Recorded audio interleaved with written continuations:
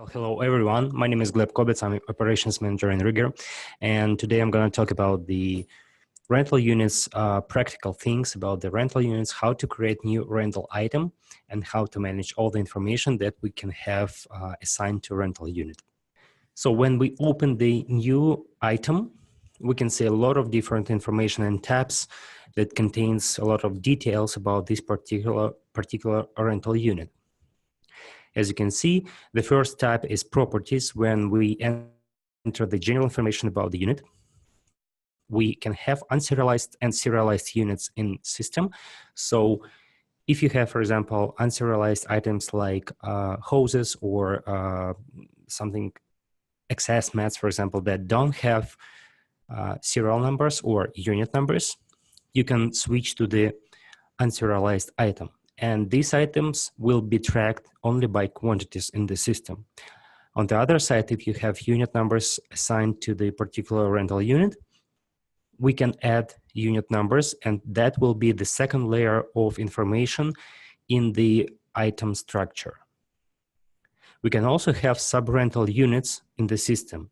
Sub-rental units means that you can have units that you take from third-party vendors and provide to your customers. So if we specify that this unit is sub-rented, then the owner of this unit will be shown other than our company, for example. On the properties tab, we also have on the item card, we also have different tabs like prices, accounting integration information, services and parts that we can connect to this particular rental unit. And those services and parts will appear every time when we add a new item and this item in the rental service agreement. So it speeds up the entering the information in the documents. We can also have additional fee that will be applicable to this rental unit. We can have supplier info information, so we enter the preferred vendor in case of sub-rented units from which we take the equipment. We also have the analytics about this unit in terms of revenue generation, so we can see month by month information about the revenue generation. We can set up the maintenance templates, so every time that you need to maintain your units, you just use the prescribed templates. And also the repair list will show you what kind of parts and activities should be taken off with this unit during the repair. I'll show it a little bit later in the live database how it works. So unit numbers section contains all the information about our unit numbers. So as you can see, we have a general list of unit numbers. In this case, it's 61 pieces of equipment. And on this list, we have all the details about the particular unit number. What's the status of this unit right now at this particular moment of time? What is the unit number itself? What the model of this unit number? We can have also the information about the color of this unit and the location that we currently deployed this unit at, or just if it's available, it's stored at our shops. We can have also information about the manufacturer and manufacturing serial number if the manufacturer provides us with this information, and the year as well. You can see on the right-hand side of the slide unit number card, which contains all the details about this unit. Again, we can enter the maintenance template and repairs template. So if we will go to the real database, I'm going to show you how the items is structured in the system. So I go to the rental units folder and I'm going to open the light tower item. So here's the item card. As you can see, we enter the name. We also select the type of this item. So it can be different types like goods, services, material, rental unit, or combo unit. We assign the unit of measurement for this particular unit. We can have different units measurements like inch, foot, gallon, hour, etc. So if we have the information about the model of this unit, we can enter this here. Let's say it will be model 1. We can store these details in this field. However, if I click on this small add model to description button, so the model information is added to the unit name. I would like to pay your attention about the unit number name. Be careful with these names because this particular field appears on the final invoice to the customer. So make sure that you choose the right name to show on the invoice. And again, you can adjust this field anytime. You can assign different categories to the rental units. You can add any comment.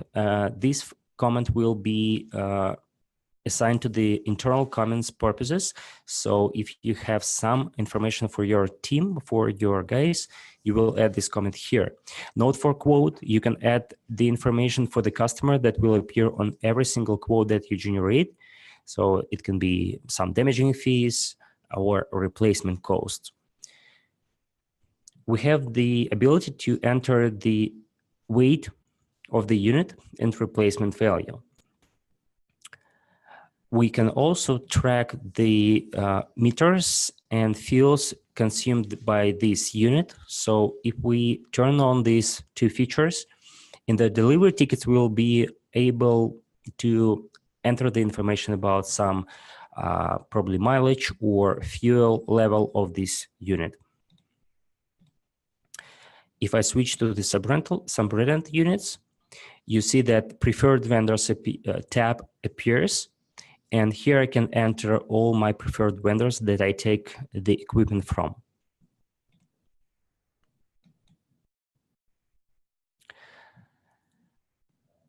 And we will have the meter report if we track the different parameters for this unit. So let me show how to enter a new unit in the system. So if I go to the light plant tower folder and I click create button, I create a new unit. So this will be the name light tower 2, for example. It will be rental unit. And I'm gonna show you what happens if I turn on the without unit numbers feature. So I click on that and you see that unit numbers tab disappeared. That means that we will track this unit only by quantities. Be careful with this option because this option allows you to set up this parameter for the unit just once when you create new unit. If I save and close this unit right now, I won't be able to deselect this option and switch to the serialized units.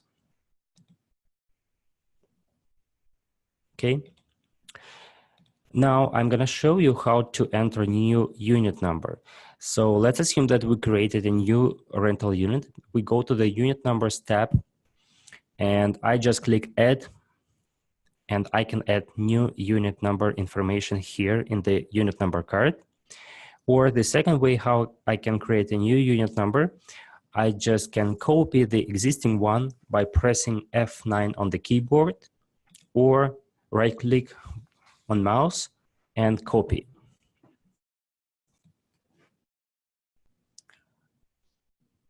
All I have to do here is just to change the unit number itself.